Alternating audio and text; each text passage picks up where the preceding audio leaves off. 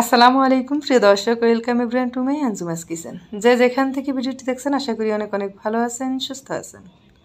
প্রিয় দর্শক, আজকে আমি আপনাদের সাথে শেয়ার করব ভাদ্র মাসের তালের পিঠা। তাল দিয়ে কিন্তু আমরা নানান রকমের পিঠা বানিয়ে থাকি, তবে আজকে আমি আপনাদের সাথে শেয়ার করব খুবই সিম্পল, খুব সহজে বানিয়ে নিতে পারবেন তালের পোড়া পিঠা। খেতে কিন্তু দারুণ মজার হয়। প্রিয় দর্শক, গ্রামের বাড়িতে কিন্তু এই পিঠা কয়লা দিয়ে পুড়িয়ে বানানো হয়, তবে কয়লা ছাড়া কিভাবে গ্যাসের চুলায় খুব সহজেই এই পোড়া পিঠা বানিয়ে নেবেন জানতে হলে ভিডিওটি শুরু থেকে শেষ পর্যন্ত দেখে নিন। তাল দিয়ে পোড়া পিঠা বানানোর জন্য একটি বাটিতে আমি আগে থেকে জাল করে রাখা ঘন তাল নিয়ে নিলাম, তবে আপনারা চাইলে কাঁচা তাল দিয়েও বানিয়ে নিতে পারবেন। আমার কাছে মনে হয় জাল করে রাখা তাল দিয়ে বানালে স্মেলটা বেশি ভালো হয়। তালের সাথে এবার বেশ খানিকটা নারকেল কোড়ানো দিয়ে দিব। নারকেল কোড়ানোর পরিমাণটা একটু বেশি করে দিবেন, এতে করে তালের পিঠাটা খেতে ভীষণ ভালো লাগবে। স্বাদ মতো একটু লবণ দিয়ে দিলাম। এবার ভালো করে মিশিয়ে নিব। অনেকেই হয়তো তাল দিয়ে এভাবে করে পিঠা বানিয়ে খেয়েছেন। যারা খেয়েছেন তারা তো অবশ্যই এটা স্বাদ বুঝতে পারেন যে কতটা মজার হয় খেতে। তবে অবশ্যই যারা খায়নি বা নতুনদের জন্য ভিডিওটি একটু বেশি বেশি করে শেয়ার করে দিবেন। এবার অল্প অল্প করে চালের গুঁড়া দিতে হবে আর এভাবে করে মিশাতে হবে। এই পিঠা বানানোর জন্য কিন্তু চালের গুঁড়াই ব্যবহার করতে হবে। আমি যতবার এই পিঠা বানিয়েছি ততবার এই চালের গুঁড়া দিয়েই বানিয়েছি। ময়দা দিয়ে বানানো যায় কিনা আমি জানি না। চালের গুঁড়া দিয়ে যতটা টেস্ট হবে ময়দা দিয়ে ততটা টেস্ট হবে কিনা আমি জানি না। সাথে আরও কিছুটা আতপ চালের গুঁড়োও দিয়ে দিলাম। এই ডোটা কিন্তু একদম পাতলাও হবে না, আবার একদম শক্তও হবে না, পাতলা আর শক্তর মাঝামাঝি হবে। আর এই পিঠাটা কিন্তু একদম নরম, খেতে ভালো লাগে না। নরম আর শক্তর মাঝামাঝি ওরকম খেতেই ভীষণ ভালো লাগে। এবারে মিষ্টি স্বাদ বুঝে চিনি অ্যাড করব। কিছুটা চিনি দিয়ে প্রথমে মিশিয়ে নিব, এরপরে টেস্ট করে দেখব মিষ্টির পরিমাণটা ঠিকঠাক আছে কিনা। যদি প্রয়োজন হয় আরেকটু দিয়ে নিব। মিষ্টি জাতীয় খাবারে মিষ্টির পরিমাণটা কিন্তু একদম পারফেক্টভাবে দিতে হয়। কম হলেও খেতে ভালো লাগে না, আবার বেশি হলেও খেতে ভালো লাগে না। চিনি অ্যাড করার পর একটু সময় নিয়ে মিশাতে হবে। প্রথমে কিছুটা চিনি নিয়ে এভাবে মিশিয়ে টেস্ট করে নেবেন মিষ্টির পরিমাণটা ঠিক আছে কিনা। যদি প্রয়োজন হয় আরেকটু দিয়ে নেবেন।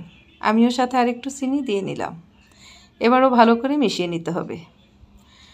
প্রিয় দর্শক, যারা সবসময় আমার ভিডিওগুলো দেখে থাকেন তাদের কাছে একটা অনুরোধ রইব, আমার ভিডিওগুলো দেখার পর ভিডিওতে একটু বেশি বেশি লাইক আর শেয়ার করে দিবেন।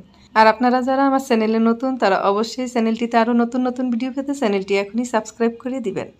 আমাকে বেশি বেশি করে সাপোর্ট করবেন যাতে আপনাদের সাথে নিয়ে আরও চ্যানেলটিকে সামনের দিকে এগিয়ে নিয়ে যেতে পারি। তাল দিয়ে যে গোলা রেডি করে নিলাম, এবার সম্পূর্ণ গোলা আমি ফ্রাই প্যানে দিয়ে দেব। তবে এখানে ফ্রাই প্যান ছাড়া আপনারা যে কোনো প্যানে করেই এটা বানিয়ে নিতে পারবেন। চুলার আঁচ কিন্তু প্রথমে একটু বাড়িয়ে দিয়ে পরে একদম কমিয়ে দিতে হবে। চুলার আঁচ একদম কমিয়ে বানাতে হবে, তা না হলে কিন্তু একদমই পুড়ে যাবে এই পিঠাটা। এই পিঠাটা কিন্তু হালকা পোড়া পোড়া হবে, একদম বেশি পুড়ে ফেলা যাবে না, তাহলে খেতে একদমই ভালো হবে না। ফ্যানের ভিতরে তালের গোলা সুন্দরভাবে চারদিকে সমান করে সেট করে দিতে হবে। কোনো দিক দিয়ে পাতলা কোনো দিক দিয়ে ভারী থাকলে কিন্তু সুন্দর হয় না। এই পিঠাটা খেতে কিন্তু ভীষণ মজাদার হয়, তবে অল্প উপকরণে খুব সহজেই বানিয়ে নেওয়া যায়। জানি না আর কার কার কাছে খেতে ভালো লাগে, তবে অবশ্যই আপনারা যদি এভাবে বানিয়ে খান আমাকে কমেন্ট করে জানাবেন কেমন হয়েছে। আমার মা আগে কয়লা দিয়ে পুড়িয়ে এই পিঠাটা অনেক বানাতো, আমার কাছে ভীষণ ভালো লাগতো, এজন্য আমি এখন গ্যাসের চুলায় এটা বানিয়ে খাই।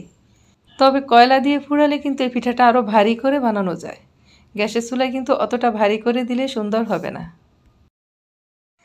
এই পিঠার স্বাদ আরও বেশি বাড়ানোর জন্য আমি উপর দিয়ে নারকেল কোড়ানো দিয়ে দিলাম। এই নারকেল কোড়ানো দেওয়ার ফলে এই পিঠাটা খেতে আরও বেশি ভালো লাগে।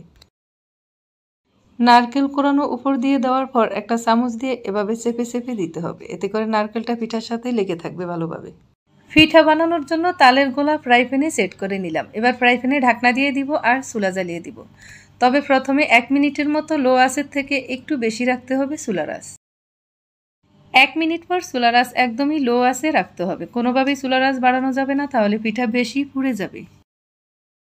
প্রায় 3 মিনিট পর এই পিঠাটাকে উল্টো পিঠ করে দিতে হবে। নিচের অংশ যখন ভালোভাবে হয়ে যাবে তখন এই পিঠাটাকে উল্টো পিঠ করে দিতে হবে। আর উল্টো পিঠ করার জন্য আমি একটি প্লেট নিয়ে ফ্রাই প্যানের উপরে দিয়ে এভাবে উপর করে নিলাম। এবার এই পিঠাটাকে আরেকটি প্লেট দিয়ে আরেকটি প্লেটে উপর করে নিতে হবে। এরপরে আবার আমি পিঠাটাকে ফ্রাই প্যানে নিয়ে নিব।